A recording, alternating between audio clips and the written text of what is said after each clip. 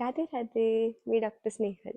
माझे बरेच सारे पेशंट्स मला विचारतात की मॅडम मला खूप पित्ताचा त्रास आहे. त्याच्यासाठी आम्ही सगळे घरगुती उपाय करून थकलोय. खूप अँटासिड्स घेऊन पण थकलोय. खूप काय काय केलंय.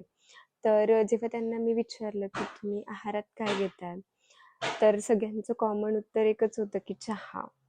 आता चहाने काय होतं आणि चहाचा आणि पित्ताचा काय संबंध आहे?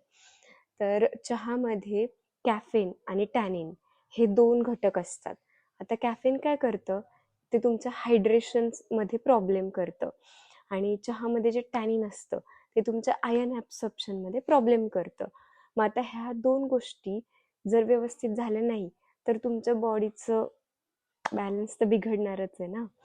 त्यामुळे जर तुम्ही दिवसभरात 7 ते 8 कप चहा घेत असाल तर तुमचं आयर्न ॲब्सॉर्प्शन, तुम्ही कितीही आयर्नच्या सप्लिमेंट घेतल्या किंवा तुम्ही कितीही पाणी पिलात तरी तुमचं हायड्रेशन आणि आयर्न ॲब्सॉर्प्शन हे कधीच व्यवस्थित होऊ शकत नाही. तर मग चहा घ्यायचाच नाहीये का? नाही, असं नाहीये.